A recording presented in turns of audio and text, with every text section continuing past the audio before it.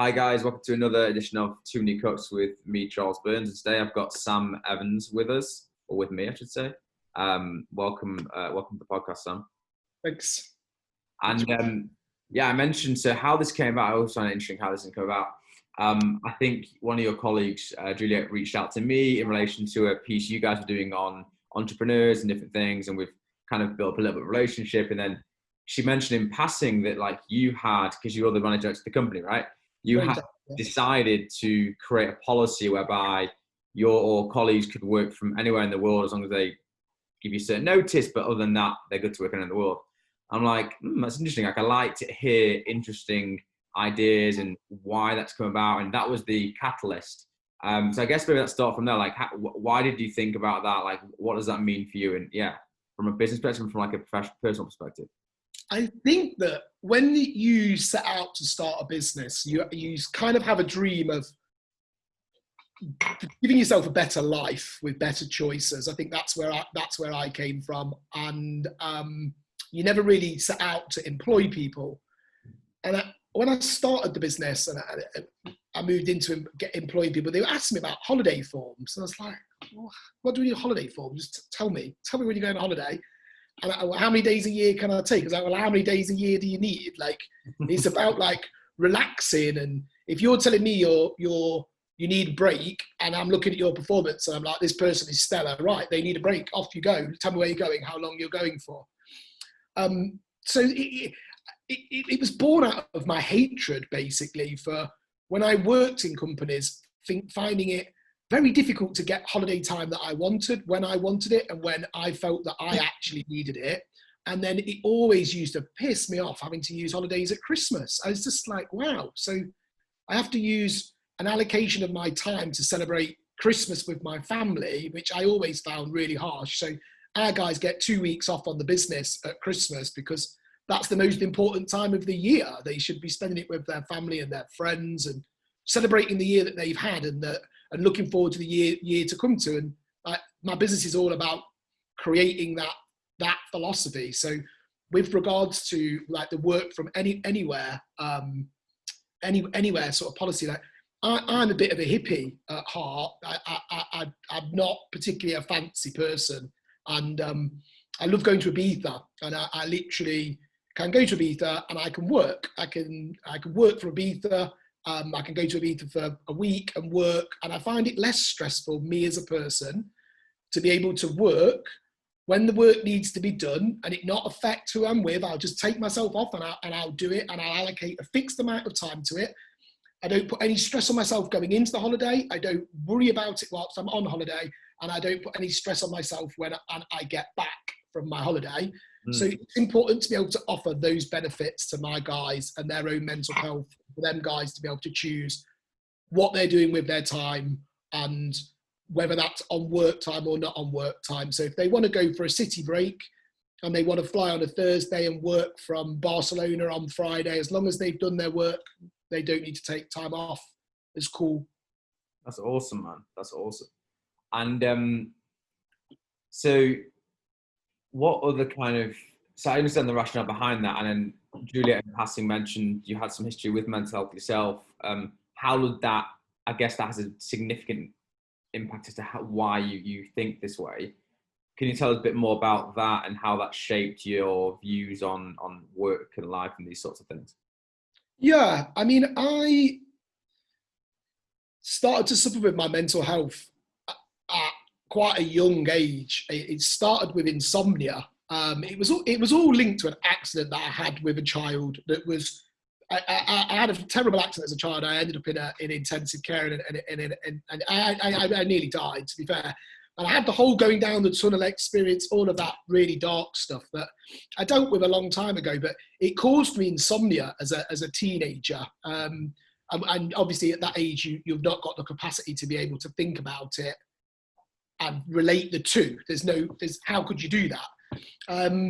And the insomnia just got worse and worse, to be quite honest. And it got to the point where I wasn't really sleeping at all. And I remember I went into work and the girl who sat next to me at work was like, you're yellow. And I was like, what? She's like, you've got like a yellow tinge to you. Are you okay? And it was at that point I thought to myself, I probably need to get some kind of help now. My lifestyle had just spiraled out of control. Like, you imagine not sleeping and being energetic anyway, and with a thirst and a passion and a love for life.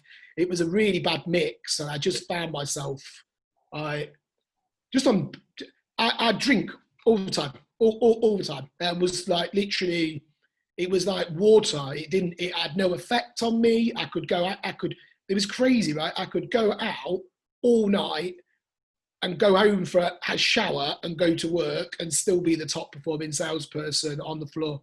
It was crazy. It was crazy.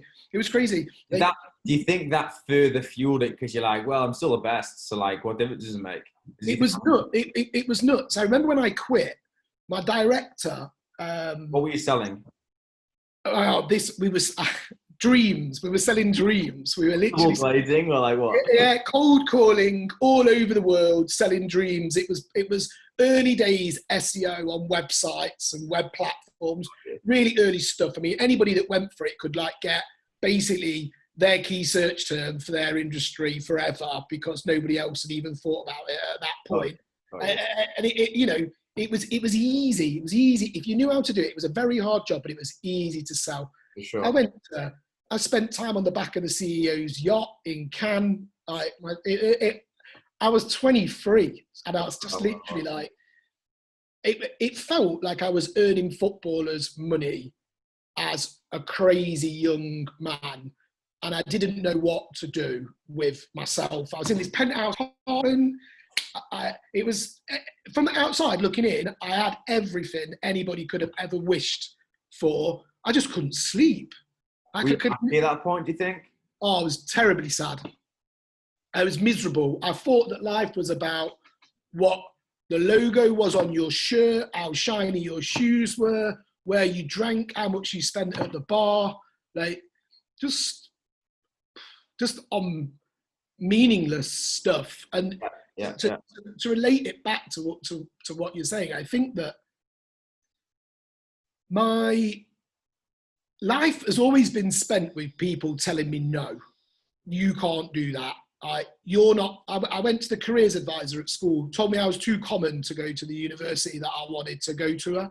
And I said to her,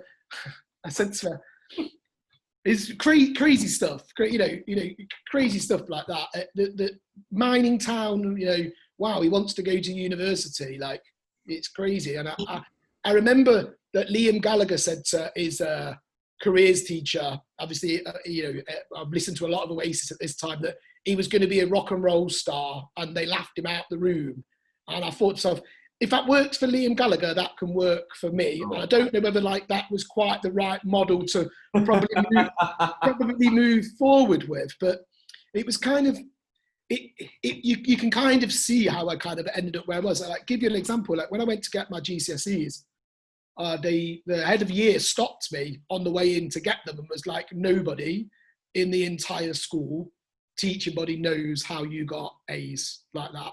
And I was like, were they all A's, Mrs. Costa? She's like, yeah. It's like, don't even need to read them, just pop them in my pocket and off I went. I knew I'd got A's. I knew how hard I'd worked. No one saw me every night in my, like, everyone just thought that I was like this guy with big dreams or whatever, but like, I'm not academically gifted. Like I had to graft for it.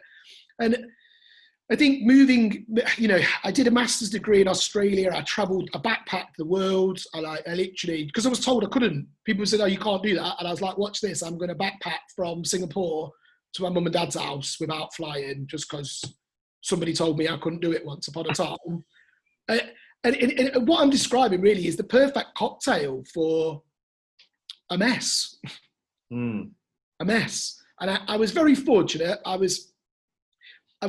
decided to be brave and do something about it at a time where depression, it was a very acute type of depression. It was one that suffers from highs and lows, and the swings move really quickly. And once you establish that's the pattern, you've started to win the battle, because you know your nemesis then. You're talking to the right guy here, by the way. Yeah. If you know what I'm talking about, you know what that moment when you realise that, you're like, I'm in charge of this. I can completely beat this. Self-awareness. I speak to a fellow once every other week. It's a fantastic charity that I'll shout out in Manchester. It's amazing, called Mood Swings. And I spoke to him yesterday, and the reason that I never miss a meeting and never miss a phone call, or it used to be meetings, now obviously COVID is phone calls, is because my view is that everybody has an internal thermometer, right? What you need to make sure is that you're not reading it incorrectly. So like if it's 25 degrees and it's too hot, you need to make sure that you're registering it's too hot, and vice versa.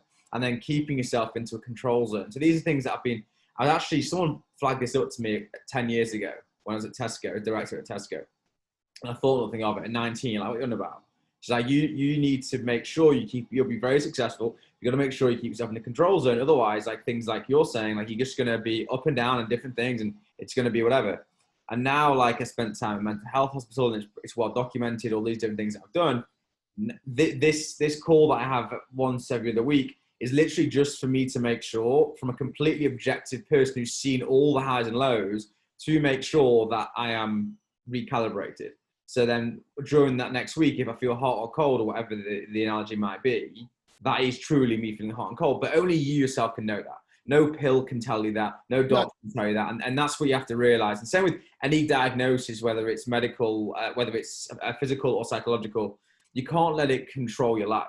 You have to go, all right, that's me. That's cool. Whether the label is or not, I don't really care what the label is. That's just Charles. That's just Sam. Sweet. How do I then use this to my advantage? Like you look at what Kanye West does, and he says, like, his bipolar is a superpower. Well, for him it is. Like, he's figured out a way to be super creative and whatever else.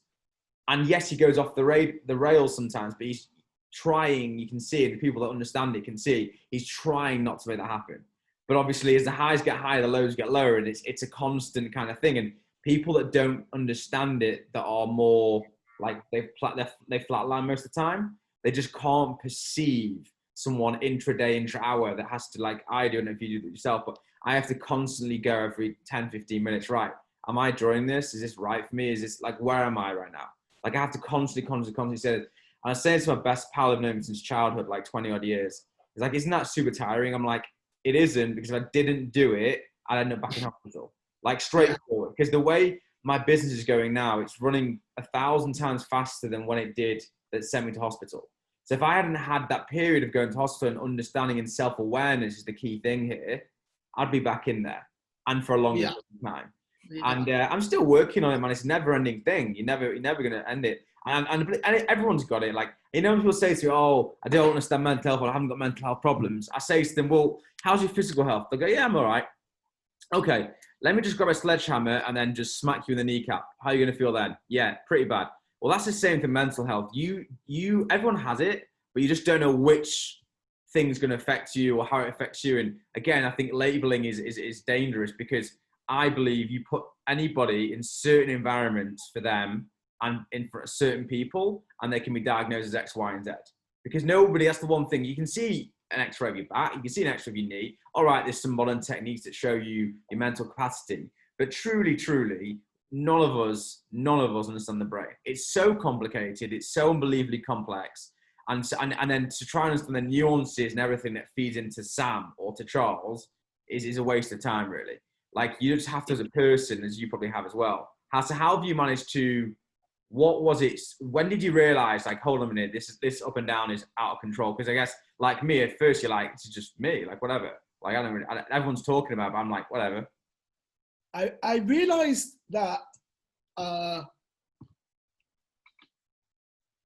my dad didn't like me. I was like, my dad thinks I'm an arsehole, like, literally. And my dad is amazing. My dad is a very humble, kind, gentle. He's the most loving person. He provided me with such love, not outwardly emotional love, but as a child, anything he could do for me, whether it was just kicking a ball around in the garden for hours. Sure. And I realised my dad didn't like me, and I realised that our relationship was actually was my fault. It was completely my fault. It was 100% my responsibility. How did you realise that? What was it? You just like one day was like you walked into the house. I hadn't seen him for a year. Ah, okay. Christmas and Easter. And you're like, what's going on? This is not usual. Yeah. Couldn't hold down a girlfriend. Had no problems getting a girlfriend, and I couldn't hold a girlfriend down. And the reason I couldn't hold them down was because I wouldn't like them. So I was making terrible decisions in terms of like what I actually wanted from a partner. So if you're choosing the wrong person all of the time and then it's not working out, that bit of your life is completely broken as well. And it was more around, I could see I was wasting the compliments I would get from my managers and stuff at work, and they would take me into rooms and stuff. And I remember my director at the time, after about 6 months of being in the job, took me into a room and said to me, "You're literally the best we've ever seen. Right? We've never ever had somebody with your ability walk through the door. Like, you're going to transform what we're doing here." And I was just like, "Thank you. Yes, of course, of course." Everything didn't marry. And when you looked at the respect that I'd get from the people at work and the people that work with me that respected my profession and my craft and my trade. Yes. And my intricate detail to be the very, very best. Yes. And that comes from being a good footballer and a good cricketer and a good golfer and just being obsessed with trying to be the best at it. Yeah. I didn't give enough time to the other side of it, and that's when I realised I was very lucky. I made a brave decision at a young age to go and get help. I was getting help early, and what did that look like? Was that like a therapist you went and spoke to, or? I saw, I shout her out, Catherine Redding. She's a clinical psychologist. Like, I have no words for how much gratitude I had the exact same conversation with my brother, the same thing. I turned up, I walked in, and I sat down, and I said, she said, "Why are you here?" I said, "I'm an alcoholic." And she was like, "Okay, you're an alcoholic. What are you drinking?" So I told her, and she said, "Right, okay. What you're going to do, you're going to go home now, and you're not going to drink for 2 weeks, and I'll see you in 2 weeks." And she asked me to go to the supermarket and buy some food. That's the only request. Went to the supermarket, bought some food, went home. 2 weeks later, not had a drink. Went to see her. She was like, "So you're not alcoholic?" I was like, "Okay, yep, that's correct. Right, I'm not an alcoholic." And then I was like, after 2 weeks, I was like, "Fuck, like, I'm not alcoholic. Well, that's that scuppered. I'm probably going to have to And then I'd started going to the gym, because I'd not drunk, and I'd realised how much time. And then very quickly, there were some really dark bits at that first port of call. There were some really dark bits. She had to have a word with me after I'd spent quite a lot of money for not actually taking any of the activities outside of the session seriously. But she believed in me. She believed in me. She believed that I wanted a better life. Really interesting what you were talking about diagnosis. They sent me up. I got sent to go and see a psychiatrist, and I was badly behaved on that day, for want of a better description. I didn't behave well at all. I was so intimidated by the level of brain power, I suppose, and the thought that she was going to look at my soul and rip it out. I didn't behave very well. And they actually suggested that I go into hospital like yourself. I've never actually told anybody that, but they actually told me to go to hospital myself for 30 days into the Priory. Wow. Which I went back to Catherine and said, "This is what they've said." And she was like, "You've got two choices. You've got three choices. You can do that. You can take drugs, or you can go the hard route and master your mind yourself." And I was like, but she knew I was competitive. So she was like, "We'll take option 3. And that was the journey that we took together, was unlocking my brain and unlocking who I am. And What How did makes that, me how did that take you to feel accomplished in that? I I spent a lot of money on it because I was almost addicted to it. It was What was so the money spent on, like seminars and things? Like what? one-to-one sitting. I mean, I got to the point where I was going to her house in the evenings because I didn't want my work to know, because it was really sort of, you couldn't say then, you couldn't say. So within 18 months, I was really on the mend, and like really feeling strong. But there was this really weird part of my brain that wouldn't allow me to think that I was okay. So I kept going to see her, and it got to the point where she was like, "You don't need to come. Like, you are doing really great. Like, look at how great your life is." Did you not notice? Did you notice over that period of 18 months, like an inflection point where you're like, "Oh wow, this is starting to," or for you, it was just like a relentless, like, I'm just grafting. Like, did you actually notice a significant change at a certain time, or was it just incremental? One day I walked down the road and felt happy. Wow.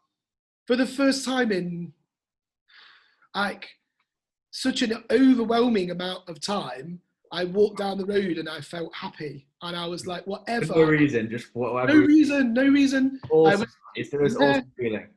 I was just walking through a nice part of Nottingham city centre, early to go to work because I was always early, and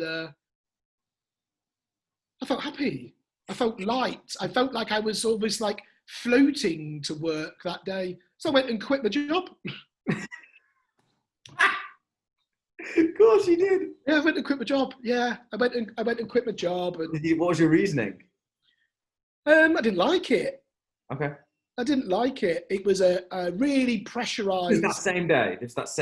Within a not the same day, but within a very, very short period of time, I'd exited that workplace, and I was. Interesting. If you think that I was on the back of a yacht, the CEO's yacht. Yes. It was difficult to leave. Sure. The actual sales team that I was running, it collapsed within 6 months, and they closed the office. Wow. That I was running, but it was difficult to leave. But I was ready for something else. Did you know what something else was at that point? Not flogging SEO over the phone. That's definitely not what it was doing. It was going to be It was going to be working more with people, and just having my own time back, and not being chained to a telephone ringing people in California. I mean, I used to like have beers on my desk on a Friday night because I'd be chasing the deals in California, and I'd like just be drinking lagers at the office till like midnight. I was like, why am I doing this? Like, it's interesting because the interesting thing with your scenario is that professionally you're being constantly affirmed of how great you are and how brilliant everything's going, but personally, to use your own word, just a bit of a car crash. And I imagine mentally that's really difficult, because particularly when family are saying certain things, you're like, yeah, but look how successful I am. Because obviously that's the Western view of success, isn't it? Like, I've got all the trappings. So like, look, you're the one that's wrong because you haven't got these trappings. I've got the trappings. So maybe you need to look at yourself. I think that's the mindset, that dangerous mindset that you fall into when certain things, particularly financial things, tends to be doing very well. And people around you are saying, yeah, but what about this stuff? And like, that stuff doesn't matter. Because the Western view is that stuff doesn't matter. It's slowly changing, thankfully. But I always think to, like, you know, when you go on holiday and you go to South Africa or you go to Brazil and you visit the shanty town of Favela or what have you. Yeah. And you see how unbelievably happy these people are with nothing. But no one really thinks about that for long enough to go, wait a second. I've got my BMW, I've got my this thing, my that thing, and I'm not happy. Or I'm happy for 2 weeks a year. Like, how isn't this, like, it's amazing to me that nobody equates those things. Like, that clearly that shows that, and you go to Ireland, like the Bahamas, and when you see people that are just serving, like waiting, whatever, and they're just happy. Yeah. They're just happy around the pool. And I said this to them today, they're being paid to sit, to do around the pool and serve drinks, whatever, where we Westerners, we're paying fortunes to do the same thing, to be in the same environment, and they're getting paid. Who's the fool there? I think we're the fool half the time there, really. Because we spend 50 weeks a year, maybe in the UK it's 48 weeks a year, working to have a good 4 weeks. Makes no sense. Makes zero sense, which is why that's the flexible work policy. But it makes no sense. But you've got to try. I had to try and find something that worked for me, and I think really sadly when you think about like my journey with my mental health, I think I am dyslexic. It's just my research. There's different parts of your brain that can mean that different things can be triggered, as you know, and it's all chemicals and understanding that. For sure. I think the difficult thing for me was when I told my mum that they thought that I was bipolar. Yep. And my mum was like, "Don't tell anybody." First thing she said to me. What year was this? This is 36. So this is about 12 or 13 years ago. Randomly, I'm just listening to an Eric Murillo mix and Laurent Garnier from 2005. It's from around that time. I'm just trying to, I'm going back through some essential mixers. Essentials are great. And they are great. Yeah, it was frowned upon, so it was hidden. Like we actually told people that I had a problem with drugs and alcohol because it was easier than saying that I'd lost myself and I was needing some time. So one circle of friends I told I was in drug rehab because it was easier than saying I was depressed. Sure. So I had that to deal with, but now I'm like, fuck it doesn't matter. Like more people should talk about this. More people should know about it. It's super important. The difficult piece that I've had is after all of this, after it all, my family just, it's a weird one. My family it's almost like you are that person. They don't the label and diagnosis is you. That's like you now. So when I talk, you do is within that category, and like, oh, it's Sam off the rails again. Like, So when I spoke to my counsellor, like in recent years, we talked about my diagnosis, and she said, "Oh, you're not bipolar. It's obvious you're not bipolar at all." I was actually suffering from PTSD that was acutely linked to not being able to sleep, to insomnia. And when the PTSD was triggered, it triggered the insomnia. And randomly, the PTSD scenario was to do with sleeping. So it's a really complex, minutiae detail. But that's how much we talked about. We were able to get it down to that.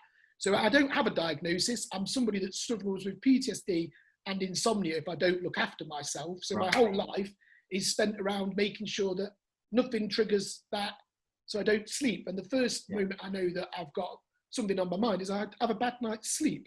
Right. So I have a lie-in the next day. Just make sure I fix it. Just make sure I stay on top of it. Wow. Do some exercise. But it's weird. I find myself now where like my mindfulness practice is just encroached in my business. Like, I mean, this is quite unbelievable what I'm about to tell you. So somebody asked me to speak to a yoga studio locally that's struggling. Mm-hmm. And I've put some time in to speak to her, give her some advice. And then she rang me and asked me if we were wanting to take the work. And I said, I'll have another conversation. And her budget was £120 a month, right? Mm-hmm. And I said to her, it would be unethical of me to take any money from you because your budget needs to be put into paid advertising. You're a tiny business. But I said, what we'll do, we'll treat you as a full-blown agency client. We'll do the work for you for free, no charge. We'll set it up, we'll run it, we'll just run it off of your bank card. And hopefully it will be successful if we can help you in any other way. And she asked me why I was doing that. And I said, at some point, karma will come back round and will reward me for that gesture. Inside 30 minutes, a company that we tendered for rang up and said that they were going with us. And you're just like, there you go. So it's really, my battle with my brain is, and I've allowed it to shape my business into something that I'm trying to make into a people-led, centric business, because when you focus on making sure all your guys are happy, their work is exceptional. Especially in the creative space. That's awesome. And that's an awesome place to leave it as well. It's been such an interesting conversation. What I love about this platform is that I never know where these things are going to go. I haven't got a clue. And again, I said this. I did one yesterday as well, and said this to that person as well. Like, people understand. Like, we have never met. Like, this is the first conversation we've had. Like, and the level of depth that you can get to when you really connect with somebody, and you've got the two things. And I say it to somebody in the face, but I think it's really, really important to me, is that if you find someone that's curious of mind and passionate about anything, generally about life, those two prerequisites lead to a great conversation. And you cut out all the material, all the superficial, all the surface level bullshit, for want of a better phrase. Yeah. It's clutters, and you get to what's interesting. Like, how are you running your business? Why are you running your business? What you're trying to achieve here? What's going on? And what can we learn? What can you learn? What can I learn? All these different things. And if that helps one person watching this, listening to this, or whatever, change something. Even if they hate what we're saying, I'm not interested if they hate the lovers and bullet. It's just thinking, giving them a different perspective that I think will deserve to hear, and they don't hear it enough, unfortunately. I think that some people would say that my life optimism is probably my best quality, but also my most annoying one. If you know me well, it's like I when I started the business, I used to sit in the kitchen with my £300 laptop and Gary Vaynerchuk on YouTube, and all Gary Vaynerchuk would do would be like, "Come on, you can do this. You've got this. Come on, yeah, come on." And you were like, if this joker on this YouTube he looks like he's enjoying life and it's going well for him. Let's just be more like Gary. It sounds really cheesy. It works, man. It works, and that optimism. Like, when you start a business, you've got no optimism and no guts to get down and do every job. It won't succeed. I had one of my advisors who knows who they are, and she said there were two qualities. I won't go into the second quality that I have that are, in her words, exceptional, and why she works with me. And one of them, she said, is a boundless optimism, boundless. That's just in your veins, in your DNA. It's unwavering. It's pointless trying to it's just what it is.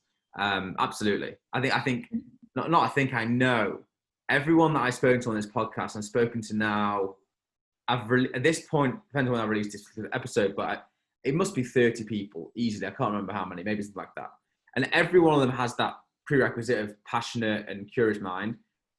And then they also have this just thirst and passion for life and optimism. And they just see, all right, the world's not perfect, but you know what? There's some great stuff going on, and let's just focus on that and let's make that better. Yeah. Let's not just focus on all the negativity and all the all right, things need to change. Absolutely. Let's push that. Let's push the change. Let's not just sit there and pontificate and mentally masturbate as to what the hell this change might be, what it looks like. Let's just go and do. Yeah. And you know what? It's going to work out. It's going to work out whatever you want to do. We speak at the bizarrest of times. When this happened, when we went into lockdown, I was like, wow, Christ, okay, Jesus.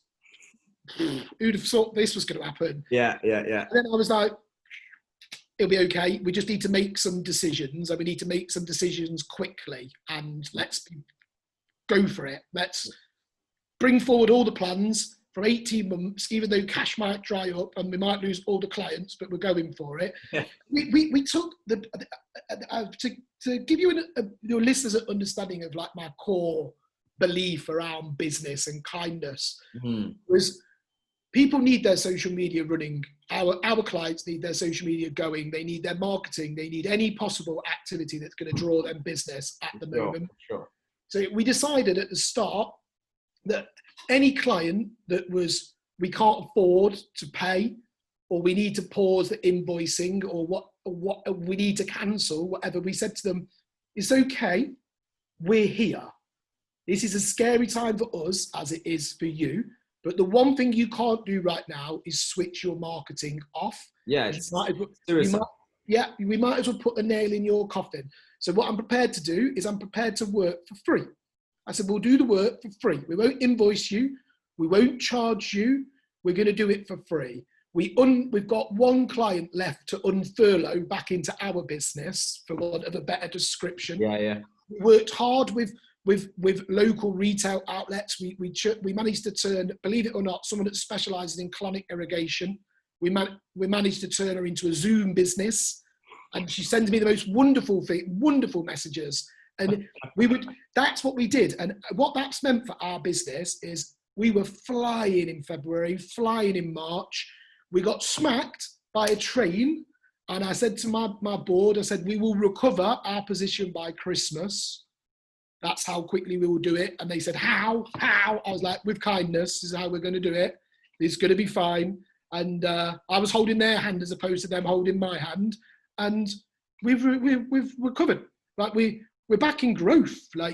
And it's all, we made a website for a retail a food shop that didn't have a website. So we made a website in 3 days for free and got them trading within 3 days. It survived. It's allowed them to survive, who then made several referrals. So we got new work from goodwill and kindness. And then you're looking at it now going, wow, kindness does actually work. Absolutely. Being nice and kind is the way to do things, man. There's no question about it. I think there was a period of time, maybe in our parents and grandparent generations, where it was all about hard, tough characters. You can think about who I'm talking about. At that point, that was what was required, right? Now, if you put that same character, me and you, like, there's no question who's going to win.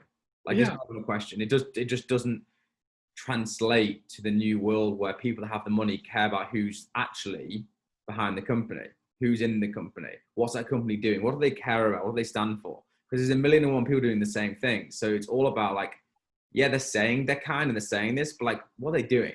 Are they doing that stuff, or are they just saying it and have it as a set of values on their wall, and they're just, you walk in and it looks good, but the vibe's not right, you know? I always every day I thank my staff for working for us. I don't say for me, I say for us. I thank them every day. We won a massive client. Second week of lockdown, we poached a beast. I mean, for us, it was the other agency, every single member of staff was furloughed. They couldn't even get an email reply. And we were just like, we'll sort that out. We're fully trading. Yeah. And he